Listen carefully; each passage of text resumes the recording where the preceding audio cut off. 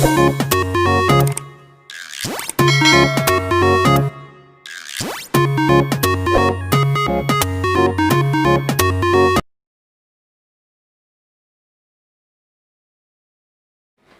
Students, आशा करती हूँ कि आप सारे लोग बहुत अच्छे होंगे और सारे ही अपने घरों में एकदम से सुरक्षित होंगे। वेलकम टू किरण आदि शिक्षा। यहाँ पर हम स्टडी कर रहे हैं एनसीईआरटी क्लास 10th का चैप्टर नंबर 10 जिसका नाम है सर्कल्स। और इसके बारे में मैं पिछली एक दो वीडियोस में आपको इसके बेसिक्स बता चुकी हूँ। इसकी एक्सरसाइज नंबर 10.1 भी हम कर चुके हैं। अगर आपने वो वीडियोस नहीं देखी हैं तो आप फटाफट से मेरे चैनल को सब्सक्राइब कीजिए।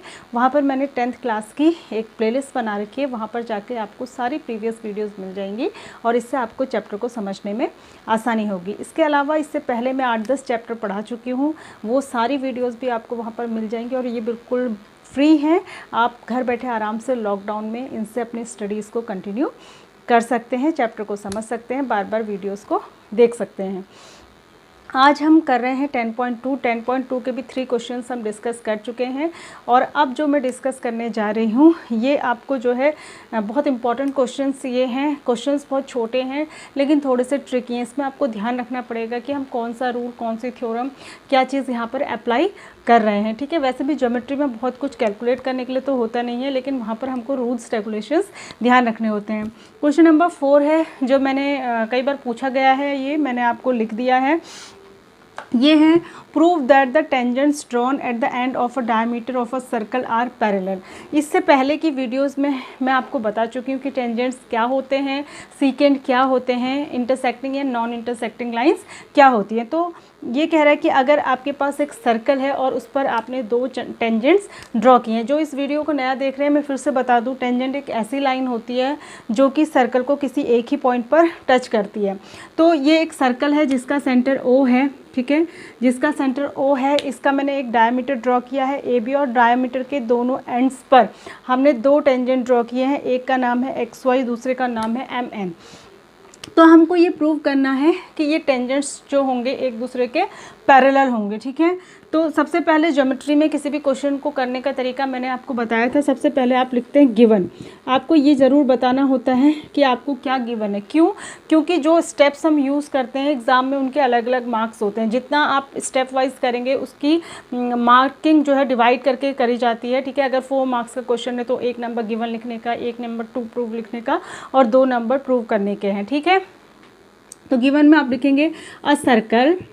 ठीक है, जैसे आपने बनाया है वैसे ही आप लिख देंगे a circle with centre O and diameter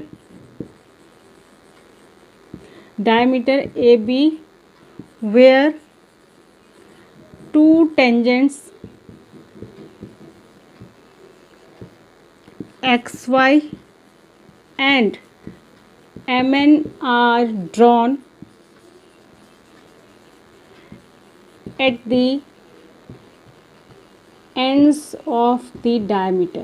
ठीक है, इसको आप लिख देंगे। बिल्कुल सारी सिचुएशन आपको क्लियर करके लिख देनी है जितना आपको गिवन है आपके क्वेश्चन में। ठीक है, इसके बाद हमको जो ये आपने नोट कर लिया होगा, मैं इसको रब कर देती हूँ। ठीक है, ये आपको लिखना है गिवन लिखने के बाद आपको क्या लिखना है, टू प्रूव। क्या लिखना है आपको, टू प्रूव। दूसरा हमारा स्टेप होता है टू प्रूव। ठीक है, आपको प्रूव क्या करना है, प्रूव आपको करना है कि XY and MN are parallel. ठीक है, आपको ये करना है कि ये दोनों जो टेंजेंट्स हैं ये दोनों टेंजेंट्स पैरेलल हैं। ठीक है, अब पैरेलल प्रूव करने के लिए हमको क्या करना होता है, हमको ये ध्यान देना पड़ेगा। पैरेलल प्रूव करने के लिए देखिए पैरेलल लाइंस की क्या कंडीशंस होती हैं। 2 लाइन पैरेलल तभी कहलाती हैं अगर हम इनके बीच में एक ट्रांसवर्सल ड्रॉ करेंगे तो या तो जो इंटीरियर एंगल्स होते हैं इनको कहते हैं इंटीरियर एंगल्स, इनका सम 180 होता है। या तो आप इनको 180 प्रूव कर दीजिए, या जो इंटीरियर अल्टरनेट एंगल होते हैं इधर का इधर और इधर का इधर, या आप इनको इक्वल प्रूव कर दीजिए। ठीक है, तो अब हम प्रूफ में क्या लिखेंगे। प्रूफ में एक आपने पिछली थ्योरम में आपको पढ़ा चुकी हूँ जिसमें मैंने आपको बताया है कि जो सेंटर से ड्रॉ की हुई लाइन होती है यानी कि जो रेडियस होती है वो हमेशा जो है टेंजेंट पर क्या होती है, परपेंडिकुलर होती है। तो हम लिख देंगे we know that we know that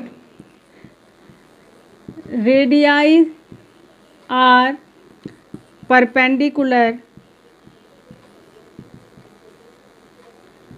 to the tangents.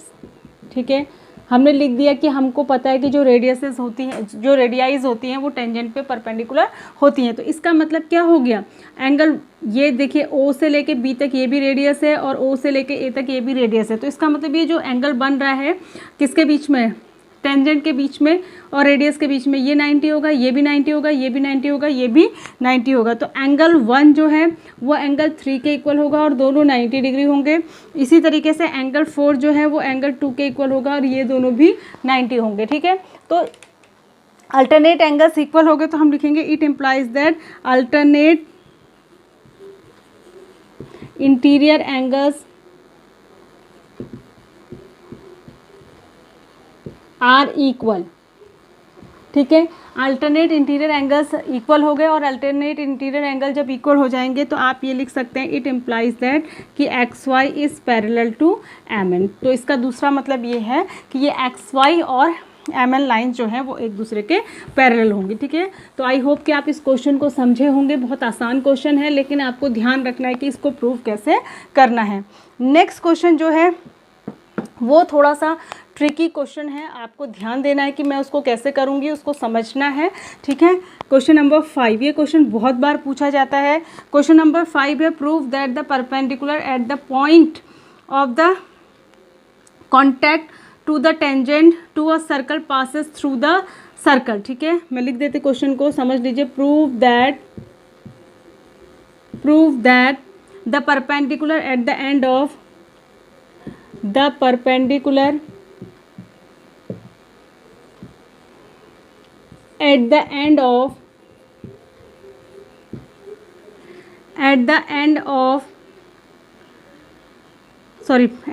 of नहीं, perpendicular at the point of contact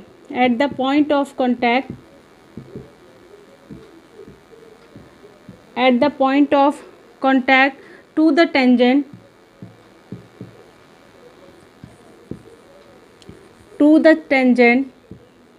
to a circle passes through the center.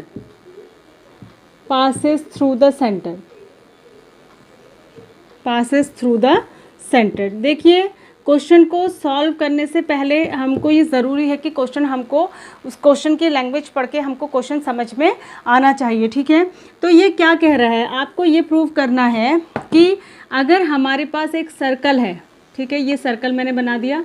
अगर हमारे पास एक सर्कल है और उस पर हम कहीं पर एक टेंजेंट ड्रॉ करते हैं, तो जो इस टेंजेंट का नाम रख लेते हैं एक्स एंड वाई. तो जो पॉइंट ऑफ कांटेक्ट है, मान लिया कि पी है. ठीक है, पॉइंट ऑफ कांटेक्ट पे अगर हम कोई, ये इसका सेंटर में ओ लिख देती हूँ, अगर हम कोई परपेंडिकुलर ड्रॉ करेंगे तो परपेंडिकुलर माने ऐसी लाइन जो 90 डिग्री पर किसी दूसरी लाइन के ऊपर ड्रॉ करी जाती है, उसको हम परपेंडिकुलर कहते हैं. तो ये सेंटर से पास होगा, ऐसा हमको प्रूव करना है. ठीक है, तो हम क्या करेंगे, देखिए हम एक और लाइन ड्रॉ कर देते हैं पी ओ डैश. ठीक है, तो हमने ये प्रूव करना है. ठीक है, ऐसा होता है हमको पता है, लेकिन अब हमको ये प्रूव करना है लॉजिकली. ठीक है, तो हम कभी कभी कुछ चीज़ें प्रूव करने के लिए उसका कंट्राडिक्ट सपोज कर लेते हैं, उसका अपोजिट सपोज कर लेते हैं. ठीक है, तो हम इसको पहले तो आप गिवन लिखेंगे, वही आपको बिल्कुल ध्यान रखना है. गिवन में आप लिखेंगे a circle with centre O where xy is its tangent at point P and PO is perpendicular to xy. ठीक है, ये इतना आपको गिवन है. क्या क्या गिवन है कि एक सर्कल है जिसका सेंटर O है, उस पर हमने P पॉइंट पर एक XY टेंजेंट ड्रॉ किया है और P पॉइंट पर ही हमने एक परपेंडिकुलर ड्रॉ किया है. अब हमको टू प्रूव क्या करना है, टू प्रूव आपको ये करना है कि OP या perpendicular passes through the centre O, ये आपको प्रूव करना है, ठीक है। ये आप लिख देंगे कि आपको ये प्रूव करना है। अब मैं इसको रब कर रही हूँ, आपने ये नोट कर लिया होगा। अब हम प्रूव कैसे करेंगे, हम इसका अपोजिट सपोज करेंगे। हम लिखेंगे लेट